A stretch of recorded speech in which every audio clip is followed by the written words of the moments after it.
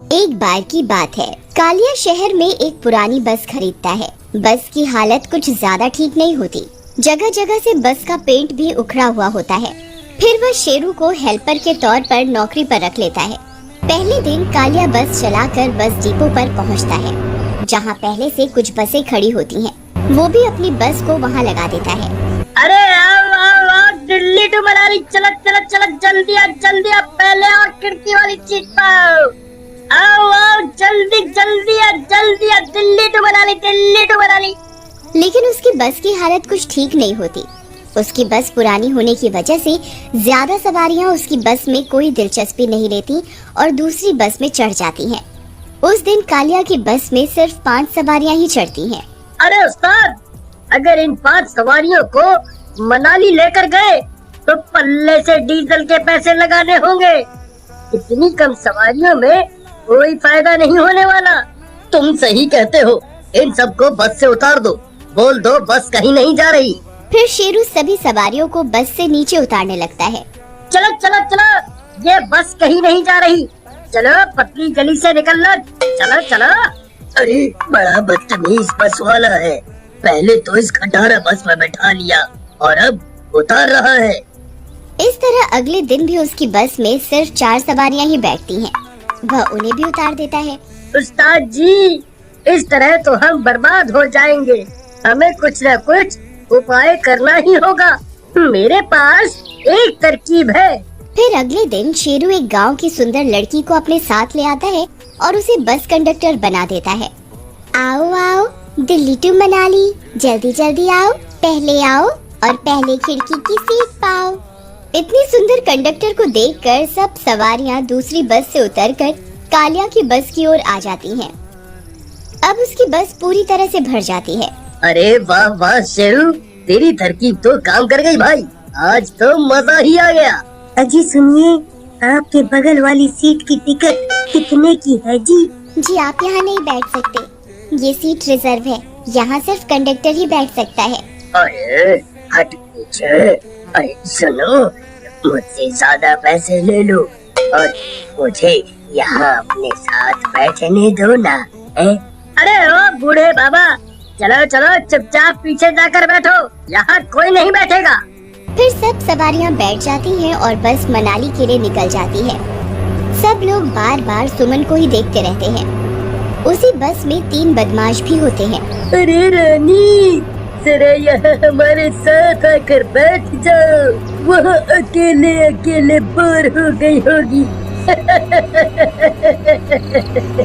सुमन उनकी बातों को नजरअंदाज कर देती है, लेकिन वे बदमाश सुमन को लगातार तंग करते रहते हैं। फिर ये सब देखकर शेरू वहाँ आता है। अरे भाई साहब, आपको क्या तकलीफ है? कब से उस बेचारी को परेशान किए जा रहे हो? छछूंदर, चल निकल यहाँ से, बड़ा आया हमें समझाने वाला। चुपचाप यहाँ से चला जा, नहीं तो बस से उठाकर नीचे फेंक दूंगा। फिर वे सब बदमाश हंसने लगते हैं और सुमन को परेशान करते रहते हैं। अरे भाइयों, क्या तुम देख नहीं रहे? ये बदमाश मिलकर एक लड़की को तंग कर रहे हैं। क्या आप में से कोई इन्हें कुछ नहीं बोलेगा? डरो मत, हम सब मिलकर इनका मुकाबला कर सकते हैं। लगता है तू ऐसे नहीं मानेगा, अब एक शब्द भी और बोले तो तुझे बस से नीचे फेंक दूंगा। फिर शेरू कालिया के पास जाता है। उस्ताद, पीछे बस में कुछ बदमाश सुमन को परेशान कर रहे हैं, हमें कुछ करना होगा। हाँ, तुम ठीक कहते हो, तुम नजर जमाए रखो, जैसे ही कोई पुलिस का नाका दिखेगा मैं बस रोक दूंगा। फिर रात होने पर लल्लन सुमन का हाथ पकड़ लेता है। ए छोड़, मुझे छोड़, तेरी इतनी हिम्मत, छोड़ मुझे। मेरी राम प्यारी, आखिर भाग कर कहाँ जाओगी?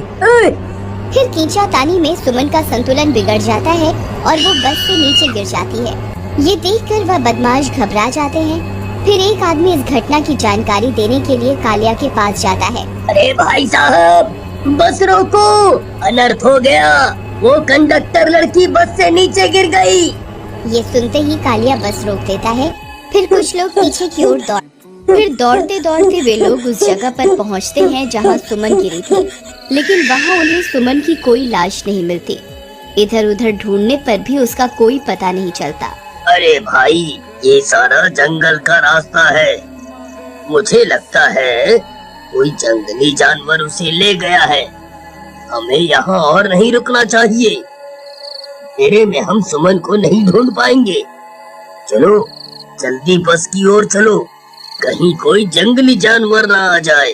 फिर वे सब लोग डर और अंधेरे की वजह से वापस बस की ओर चल देते हैं और बस में आ जाते हैं। कमबख्तों, तुमने जो किया है उसकी सजा तुम्हें जरूर मिलेगी। थोड़ी दूर पर ही एक पुलिस स्टेशन है, तुम सब के सब जेल में सड़ोगे। फिर इतना बोलकर कालिया गुस्से में तेजी से बस चलाने लगता है। फिर कुछ दूर जाने पर अचानक बस रुक जाती है, क्योंकि बस के सामने सड़क पर एक पेड़ गिरा हुआ होता है। तभी अजीब अजीब सी आवाजें आने लगती हैं। सब लोग डर जाते हैं। अरे मर गए रे, ये कौन कुर्रा रहा है भाई? लगता है पास में ही कोई जंगली जानवर है। अरे उस्ताद, बस क्यों रोक दी? यहाँ तो बहुत खतरा है। अरे भाई, बस के आगे एक पेड़ गिरा हुआ है, मैं आगे बस नहीं चला सकता। तभी किसी के बहुत तेज चीखने की आवाज आती है। तभी ऐसा लगता है जैसे कोई बस की छत पर चल रहा हो। सब सवारियां बस की छत की ओर देखने लगती हैं। सबकी हालत खराब हो जाती है। अरे लल्लन भाई, ये बस की छत पर कौन चल रहा है भाई? मुझे तो बहुत डरावने डरावने ख्याल आ रहे हैं। इन्हें सुमन की लाश भी नहीं मिली, कहीं वो लौट के तो नहीं आ गई? अरे नास मिटे, ये कैसी कैसी बातें बोल रहा है? शुभ शुभ बोल। अगर वो वापस आ गई तो हम तीनों में से किसी को जिंदा नहीं छोड़ेगी। तभी खिड़की में से एक हाथ अंदर आता है और विजय की गर्दन पकड़ लेता है और उसे अपने साथ बाहर खींच लेता है। अरे अरे मर गए रे, ये तो किसी चुड़ैल का हाथ था भाई। अरे मम्मी, बचा लो बचा लो, सुमन चुड़ैल बनकर वापस आ गई, अब क्या होगा? तभी उन्हें एक चुड़ैल बस के पीछे वाले शीशे से दिखाई देती है। उसे देखकर सबकी हालत खराब हो जाती है। अरे लल्लन भाई, विजय तो गया, अब अगला नंबर हमारा ही है। ये हमारे लिए ही आई है। तभी खिड़की में से एक हाथ अंदर आता है, को भी बस से बाहर खींच लेती है। अरे भाइयों, ये चुड़ैल इन तीनों के लिए ही यहाँ आई है। इन्हीं की वजह से सुमन बस से नीचे गिरी थी। उसने दो को तो मार दिया है, अब ये अकेला लल्लन ही बचा है।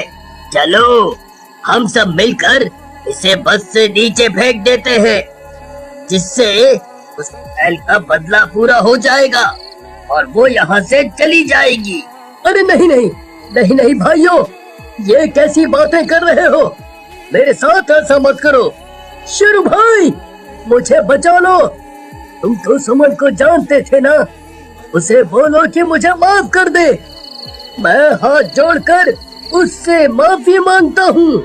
तुम इसी के लायक हो, मैं तुम्हारी कोई मदद नहीं कर सकता। तभी वह चुड़ैल जोर जोर से गुर्राने लगती है। फिर चुड़ैल लल्लन को भी बस से बाहर खींच लेती है और बस की छत पर ले जाती है। अरे सुमन, मुझे माफ कर दो, मेरे से गलती हो गई। आज के बाद मैं किसी लड़के के साथ बदतमीजी नहीं करूँगा, मुझे छोड़ दो। फिर वह चुड़ैल लल्लन का सिर उसके धड़ से अलग कर देती है और जोर जोर से चीखने लगती है।